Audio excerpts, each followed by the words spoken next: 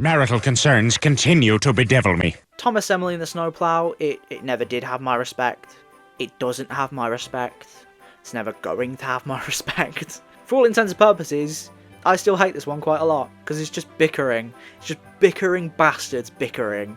I am also still of the opinion that Emily is the worst one out of the two, just saying. I think Thomas is bad as well, and I don't like him, but I think Emily's being a bit more facetious. Because she gets excited about bossing around Thomas. That's my fucking, like, rut with this. It's like, oh, I get to tell someone else what to do. It's like, get off your high horse, man. Get off your horse. She's not on a horse, but if she was, she needs to get off it.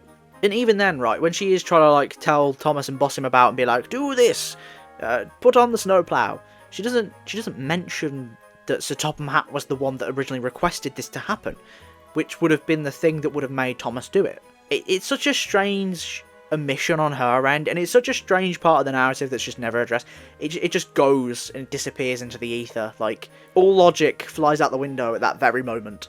And even then, at the end of the episode, Emily gets this, like, I told you so moment that she does not deserve. Just this blatant, haha, got you now, you little bastard, I told you. It's like, you don't deserve that. So yeah, I like how we're going through this concept of, like, both engines being in the wrong.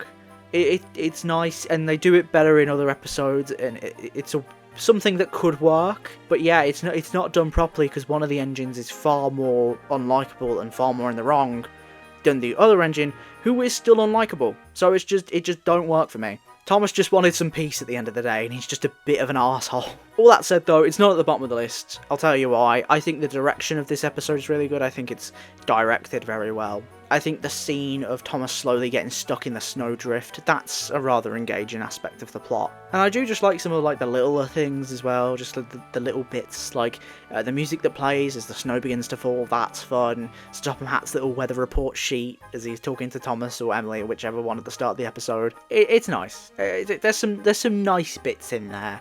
It's just the characters, the narrative, very hateful. Look, it's a bird! It's a plane! No, it's a bird. It's a bird, she was right. Now it's time to talk about everyone's favourite episode, Thomas and the Jet Plane. Woohoo! Yay! Who likes this episode? Also, can I just mention, the first shot they used this episode is just from the opening. I think a lot of people could catch that, but I just wanted to mention it just in case. They ran out of B-roll, and they were being lazy. Just saying.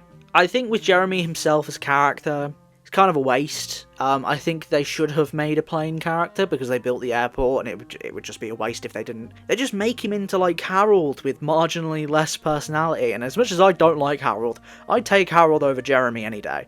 At least Harold provides some enjoyment to some people. Then again, I mean, if I'm being honest, if I'm being honest here, right, Chad the helicopter in fucking the 2026 reboot, that's my guy. That's my air person, my air vehicle that I like. Yeah, on a serious note, I think the Harold design is kind of better. Don't hate on me, please. I know that Harold is an iconic design, but at the same time, seeing him kind of get degraded into something a little bit more toy-like, considering I don't like him, that brings me joy.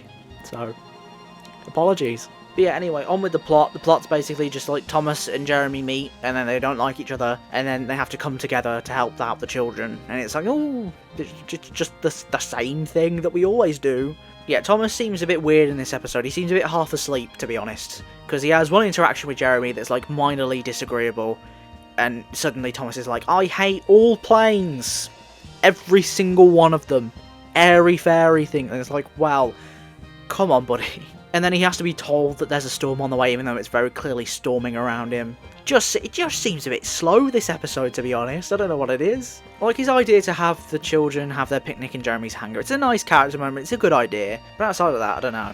I just think this is a very forced episode. Things just have to happen because they have to happen, and they don't naturally progress. Similar issue to Henry Gets It Wrong from before. I honestly think that just another Percy and Harold episode would have done well, and we wouldn't have needed a new character, and we wouldn't have had such awkward dynamics, and it would have fit well, and I think it would have been one of the better episodes of Series 10. Also, I guess Jeremy's passengers that he's taking as he's flying around, I guess they just don't get to their destination because he just decides to fucking U-turn.